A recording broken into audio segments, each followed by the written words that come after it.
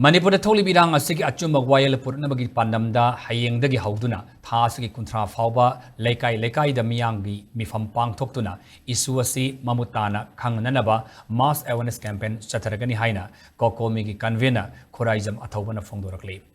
wafama singa silamfel pata leiba Cocomi gi office da pangthokpa paugi mifam amada mahakna phongdokibani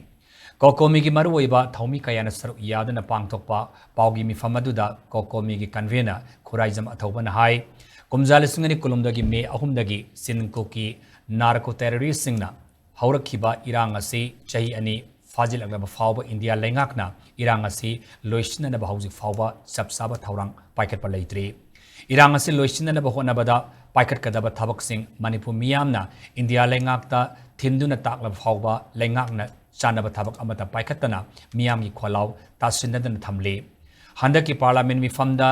Union Home Minister Amit Shahana aran mamawongda irang ase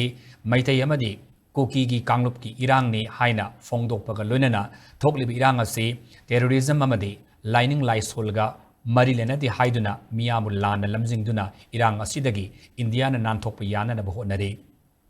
masin irang ase loisilhaningdabagi mami ama India lengakta chauna tari irang asigi marumda leiriba tongan ba aspects sing asi natheraga tongan mamaikai amada punanaba hodarliba asi yamalaibak thibani India lenga ki asingumba thawong asina lamdam asida tangdu leitaba hanjilakani haiba asi thajaba leirektri haina phongdoki mass awareness campaign asi miyamna isa ge lekai da sinbiduna mifam asida saruk yabiyo thokli birang asigi matangda miyamna punna sabsaba phire mama lahongnamagi tangai fadaba lei hainasu phongdorakli Manipur gi micham miyamdi irang asi loisan haningbana khoro khotana tumba chaba bhamenta dana miyam sina awam sa khangnaraba matam sida irang asi loisan nanabagi thabak amta paikhalakaba amadi miyam da chamam naraga leiriba sing asi ekomese wakhal taminara kanda chap chaba wakhal midiyeng amada punna leminaba ngamnanaba honarakpagi saruk ama oina India government gi side gi hoji phawda chap chaba masigi masak thokpa thabak amta paikhalakaba sina maram oina kanda koi Manipur miyamna paktaknana issue asi khangba ngamnanaba honarakpada miyamgi mifam pangthokpa haidana aikoigi adumlaba mass awareness campaign on 2 years of Manipur crisis haiba sigi topic sigi theme sigi makhada lekai singna mifam asi prilgi tang kunthra phaw sigi manungda hayengdagi horaga sinbiyu haiba